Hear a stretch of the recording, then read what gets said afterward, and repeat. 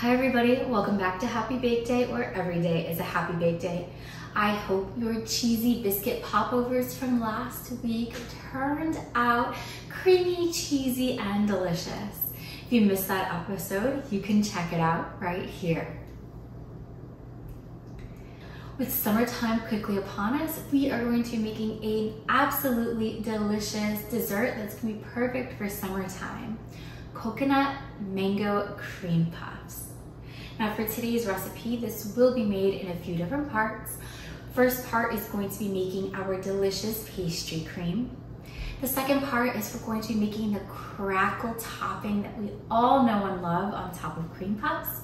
And then the third part is going to be making the choux pastry for the actual cream puffs themselves. And then we'll assemble it all together at the very end. Now, to make your pastry cream, you're going to need the following ingredients. 100 grams of granulated sugar, 45 grams of cornstarch, 1/4 cup of freeze-dried mango powdered, 135 grams of egg yolks, 1 teaspoon of coconut extract, 1/2 teaspoon of salt, 550 grams of whole milk, and 30 grams of unsalted butter softened. Our first step, I did bring out a large mixing bowl and a whisk. You're going to whisk together your dry ingredients here in your mixing bowl until everything is really well combined.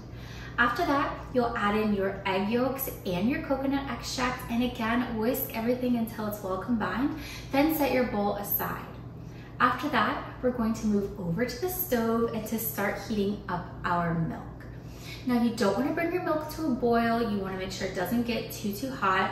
You'll set it on a simmer, and just when you see the edge of the milk around the edge of the pot starting to bubble, that's perfect. Take your milk off the heat and set it aside.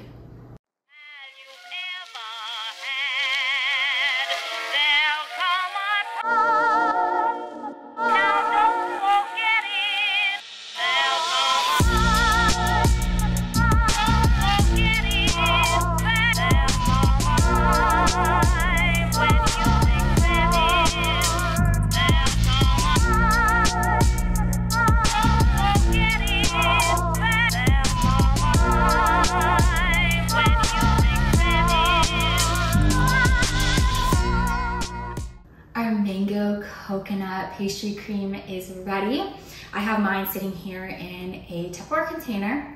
We're going to take a piece of plastic wrap and you're going to secure it across the top of your pastry cream.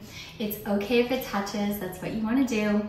And once you secure it, then you can put your lid on top of your Tupperware and put it in your refrigerator. You want this to be refrigerated for at least an hour or until your pastry cream completely chills. Not just room temperature, but you want it nice and cold. So what we'll do is, as this is chilling, we're going to continue with our next steps.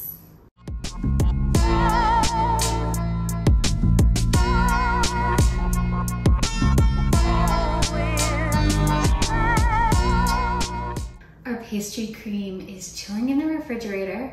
So the next step is to make the delicious crackling topping. For that, you're going to need the following ingredients. 100 grams of unsalted butter softened, 120 grams of all-purpose flour, 120 grams of light brown sugar, 1/4 teaspoon of coconut extract, 2 tablespoons of freeze-dried mango powdered, and red and yellow food coloring as desired to make a nice, beautiful orange color. I have here my stand mixer with my paddle attachment. What we're going to do is add all of our ingredients into the stand mixer and mix well on a medium speed until everything is really well combined. I do suggest adding in your food coloring towards the end just to make sure that everything's well combined, and that way you get a really nice color that you're looking for. Remember, you're going to add a little bit more yellow than you will red in order to get a nice orange color, or if you have orange food coloring, I would go ahead and use that. Now, just a word of caution, I am using a gel food coloring, not a liquid-based food coloring, and that way the gel-based food coloring will not change the consistency of our crackle topping. After you've made your crackle topping, you can take it out of your stand mixer and put it aside.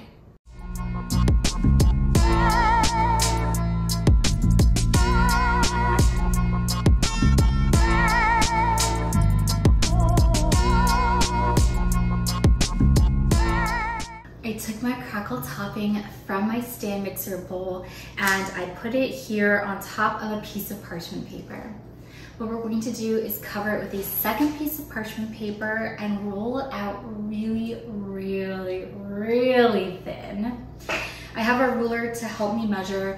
You only want it to be about 2 millimeters thick, which again is really, really thin.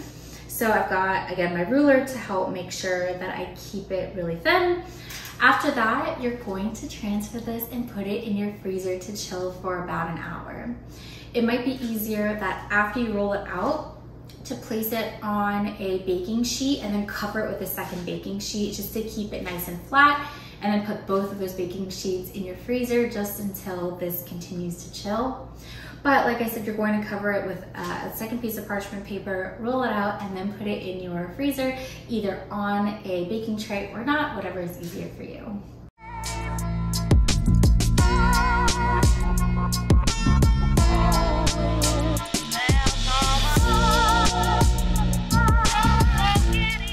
Our next step is to make our choux pastry. Part of that's going to be done on the stove, and the remainder will be finished up in our stand mixer. Now for the choux pastry, you're going to need the following ingredients: 125 grams whole milk, 125 grams of water, 110 grams of unsalted butter cubed, 1 teaspoon of salt, 15 grams of granulated sugar, 165 grams of all-purpose flour, and 140 grams of whole eggs beaten. As I mentioned, we're going to be moving over to the stove for this next part. In a medium pot, you're going to combine all of your ingredients with the exception of the flour and the egg. You're going to bring everything to a boil, then you're going to take your pot off the heat and add all of your flour at once. Stir it together with a wooden spoon until a really thick paste forms. Then you're going to put it back on your stove again over medium heat, and you're going to stir it constantly for 2 whole minutes. You want to make sure that the dough really dries out on the stove. After that, you're going to transfer it into a stand mixer, and you're going to start mixing it there. While we're over at our stove, we also want to preheat our oven to 400 degrees.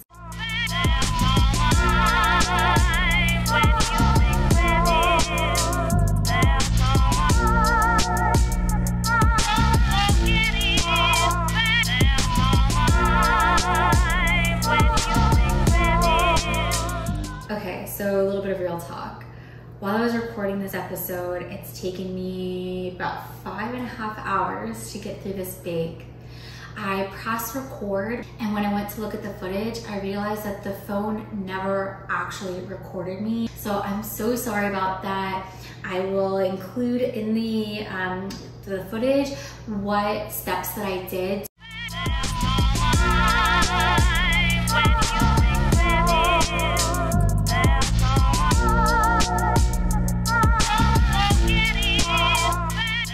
Our choux pastry batter is done. It's prepared and still here in my stand mixer bowl.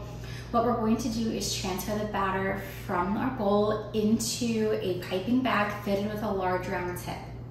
It took some time, and I traced out circles onto parchment paper using a cookie cutter here. This one is 2 1/4 inches round. If you have a bigger one or a smaller one, that's great. Just make sure that whichever cookie cutter you use to trace your circles, you're also going to use the same cookie cutter to cut out sections of our crackle topping. What you'll do is take your batter that's in your piping bag, and you're gonna pipe it right onto your baking tray on the parchment paper inside of the circles, using those as a guide. After you've piped all of your batter onto just one of your trays, then you can take your cookie cutter and take your crackle topping out of your freezer and cut out the same amount of circles that you've piped onto your baking tray. You're gonna cut out the same number of crackle toppings. You'll pull it off of the other tray and stick it right on top of your piped batter. You'll just gently press it on top to make sure it's attached, and then this is ready for baking. We are going to bake just one tray at a time. You can pipe batter onto both trays, but we're only going to bake one tray at a time, and you're only going to add the crackle topping just before these are ready for baking. So if you have 2 trays that need to be baked, you're going to put the crackle topping on the second tray after your first tray is done baking and just before you put that second tray into the oven. Now this will bake in your oven at 400 degrees for 15 minutes.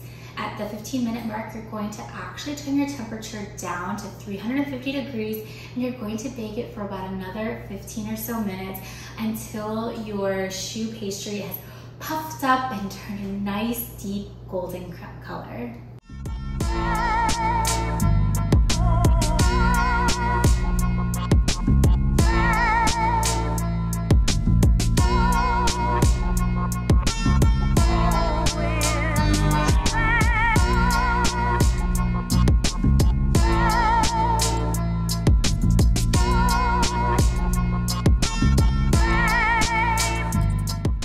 Pastries are out of the oven and the crackle topping is incredible. As soon as I pulled mine out of the oven, I did poke a very, very small hole on the side using a chopstick just to let the steam out. And letting that steam out helps these puffs keep their nice puffed up shape. And then as you can see, I let them cool the rest of the way down here on a wire rack and they're completely down to room temperature. Our last step before assembly is to make our diplomat cream. I have measured out 350 grams of heavy whipping cream and I have my stand mixer with the whisk attachment. You're going to whisk your heavy whipping cream until it's turned into a nice fluffy cream. After that, you're going to remove your coconut mango pastry cream from the fridge and you're going to measure out 675 grams of that. Add it to your cream, your whipped cream, and by hand, you're gonna manually turn it until everything is well combined.